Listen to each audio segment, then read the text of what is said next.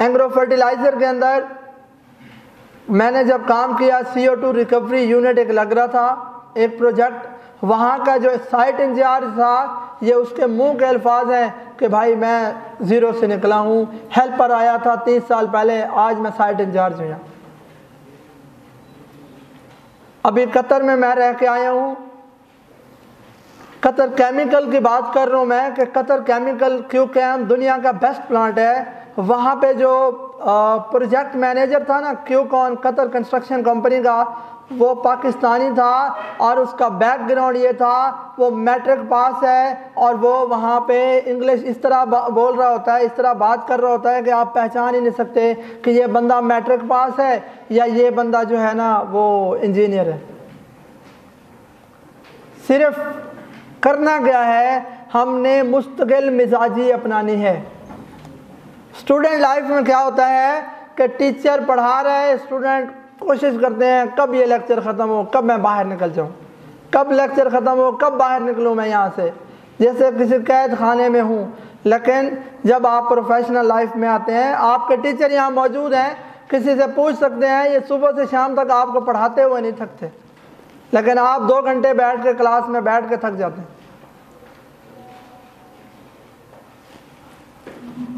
अगर आप लोग 0 से चल के 100 तक कामयाब होना चाहते हैं तो फिर इस टेक्निकल फील्ड में निकल जाएं। एक दूसरा ये कि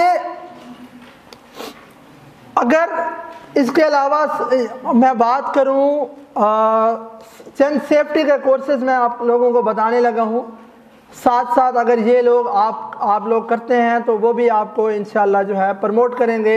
उसमें आयोश है, UK सर्टिफिकेशन है, ओशा है, US सर्टिफिकेशन है और निबोश है।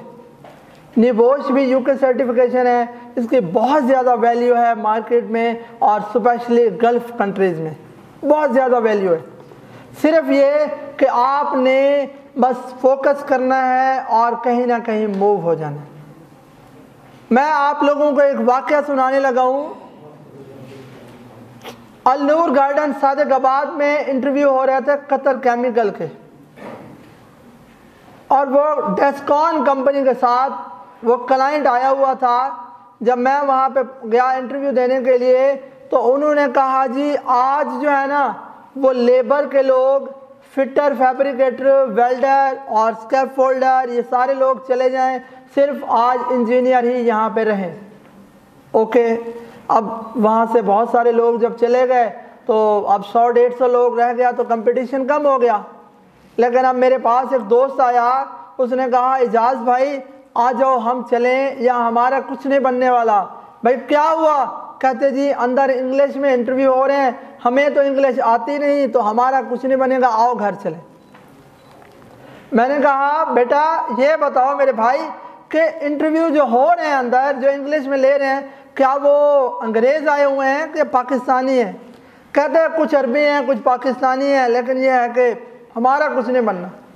मैंने कहा भाई आपको यहाँ पे जो है ना रहना है, रुकना है, इंटरव्यू दे के हम जाएंगे। घर जाके क्या करेंगे? घर भी तो जाके बैठनी है ना, थोड़ी देर बाद चले जाएंगे, फेल होके चले जाएंगे, इतना ही है। तो कहते जी नहीं आओ घर चलें। अब वो कॉन्फिडेंस मेरा लूज़ कर रहा था और मैं अपना कॉन्फिडेंस बूस्ट अप करने की कोशिश कर रहा था कि मेरा कॉन्फिडेंस बहाल रहे। अब मैंने उसको कहा कि यार आपने जाना है तो जाएं, मैं नहीं जाऊंगा। जब वो जाने लगा तो मैंने उसको कहा कि यार लगता है कि तुम्हारे घर के दाने पूरे हैं, मेरे घर के दाने पूरे नहीं हैं। डिप्लोमा में आते ही मोस्टली वही लोग हैं, एक ट्रेंड बना दिया गया है कि जी डिप्लोमा में इसलिए जाएं कि अगर आपने डिप्लोमा के बाद कोई जॉब नहीं करनी और फैमिली को सपोर्ट करना है तो बस आप आगे ज़्यादा नहीं पढ़ना चाहते तो डिप्लोमा कर लें। ऐसे ही ना भाई, एक ट्रेंड बना दिया गया है। तो मैंने उसको कहा यार मेरे घर के दाने पूरे नहीं है, आपको जाना है तो जाएं, मैं इधर बैठा हूँ। मेरी सिलेक्शन हो गई। मैं 1.5 महीने बाद कतर पहुँचा। तो जब मैं वहाँ पहुँचा तो उस दोस्त का फ़ोन आया, वाह भाई वाह अकेले अकेले कतर पहुँच गए। मैंने कहा भाई ये वो अकेले सफ़र शुरू हुआ था जहाँ आप मुझे छोड़ के चले गए, मैं तो बैठा रहा था। तो अगर आपको इंटरव्यू देने जाना है और वहाँ जाके आप देखेंगे यार यहाँ तो बड़ा रश लगा हुआ है, जितने इस हाल में लोग हैं ना, इस हाल से ज़्यादा लोग आपको इंटरव्यू में मिलेंगे। लेकिन अगर आपने देखा ना कि यार ये तो रश लगा हुआ है, तो भाई फिर आपके हिस्से का रिस्क आपको कैसे मिलेगा? आप वहाँ बैठे रहे शाम तक, रात हो जाए, एक दिन आपका इंटरव्यू पास नहीं होता, कोई मसला नहीं, दूसरे दिन इंटरव्यू फिर होंगे, आप दोबारा पहुँचे, आप कहें मैं इंटरव्यू दे के जाऊँगा, इसने फेल करना है तो कर दे। लेट्स सपोज अगर आपको एक इंटरव्यूअर फेल करता है, आप जाते हैं और 10 सवाल वो पूछता है, आपको 10 सवालों के जवाब नहीं आते, किसी एक सवाल का जवाब नहीं आता, जब आप बाहर निकलेंगे आप उन सवालों के जवाब ढूंढना पूछेंगे। अब गूगल से, यूट्यूब से, मुझसे, अपने उस्ताद कराम से जवाब पूछेंगे, तो ये जब आपको बताएंगे कि बेटा इन सवालों के जवाब ये हैं, तो मेरे ख्याल में आप 10 की बजाय अगली दफ़ा 20 सवालों के जवाब साथ लेकर जाएंगे। तो दूसरा इंटरव्यू कौन फेल करेगा? लेकिन सिर्फ जाके वहाँ में बैठना है, रहना है। आपके पास भले एक्सपीरियंस नहीं है, लेकिन जाएं तो सही, वहाँ देखें तो सही, लोग पूछते क्या हैं, कंपनीज कहती क्या हैं, वहाँ भले ना एक्सपीरियंस हो, लेकिन जाएं ज़रूर, कुछ ना कुछ स्किल सीख लें।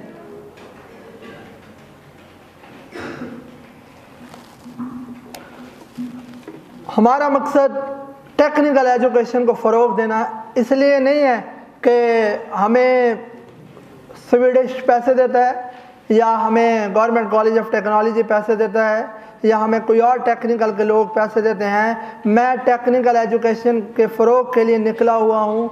मैंने GCT रहीम यार ख़ान में प्रोग्राम किए हैं, government college of technology Bahawalpur में सेशन किए हैं, आज यहाँ पे मौजूद हूँ। मेरा मकसद ये नहीं है कि मेरे पास ज़्यादा पैसे हैं या ज़्यादा टाइम है, नहीं, मेरा मकसद ये है कि मैं अपनी यंग जनरेशन को सपोर्ट करूं, इस फील्ड में लेके आऊं और उनको कहूं वो निकलें, मेहनत करें, कामयाब हों, अपनी फैमिली को और मुल्क को, कौम को सपोर्ट करें।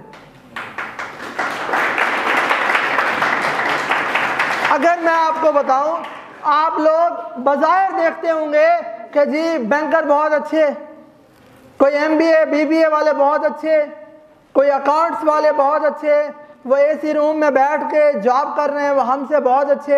आप बाज़ाहिर ऐसा ही देखते होंगे लोगों को, लेकिन यकीन के साथ कह रहा हूँ, जब से मैं अपने ऑफिस में होता हूँ, जब होता हूँ, रोज़ 1-2 लोग, बैंक के लोग मेरे पास आते हैं और कहते हैं जी एजाज साहब हमें जो है ना आयोश निपोश कोई सेफ्टी का कोर्स करवा दें, कोई इस तरह का कोर्स करवा दें जो हम बाहर निकल जाएं, हमारी 35,000 की सैलरी में गुजारा हमारा नहीं होता। वो बाज़ाहिर AC वाली जॉब होती है, लेकिन 35,000 में घर हमारे नहीं चलते। आप ऐसे बहुत सारी, ये टेक्निकल फील्ड ही है बेटा जिसमें सिर्फ पैसा है, कोई फील्ड ऐसी नहीं है। कंपैरिजन कर लो, आपको बहुत सारे फ्रीलांसर मिलेंगे, बहुत सारे दूसरे काम मिलेंगे। ये जुम्मा 8 दिन का काम है, 8वें दिन वही फ्रीलांसर आपके पीछे पीछे होता है, भाईजान मुझे भी दुबई ले चलो यार, आप किस तरह जा रहे हो, मुझे भी ले चलो। और यहाँ पे मैं आया हूँ तो जितने आप लोग स्टूडेंट्स यहाँ मौजूद हैं उन सब के लिए मेरी तरफ से गुड न्यूज़ है कि अगर आप मेरा ट्रेनिंग सेशन लेना चाहें, ऑनलाइन ट्रेनिंग दूंगा, बिल्कुल फ्री दूंगा, मुफ्त दूंगा, कोई फीस नहीं लूँगा।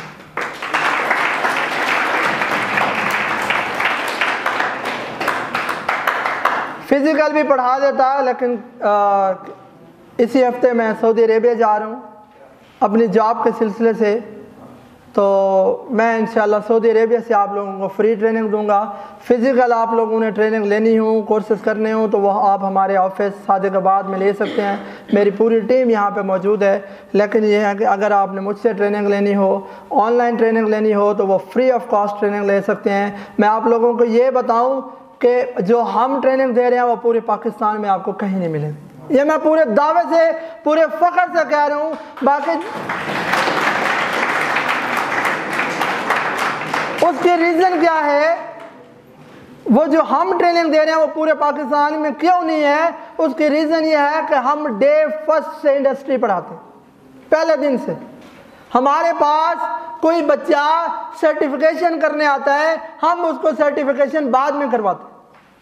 हम उसको तो पहले 20 दिन सर्टिफिकेशन दिखाते ही नहीं है कि यह है क्या चीज़। हम उसको डे फर्स्ट से इंडस्ट्री पढ़ाते हैं। हमने अपने पास स्लाइड्स खोलनी है, मल्टीमीडिया खोलना है, उसे वीडियो दिखानी है, उसे लेक्चर देना है, ईच एंड एवरीथिंग पढ़ानी है इंडस्ट्री की। पहले दिन इंडस्ट्री में क्या होता है, दूसरे दिन क्या होता है, तीसरे दिन क्या होगा, चौथे दिन क्या होगा।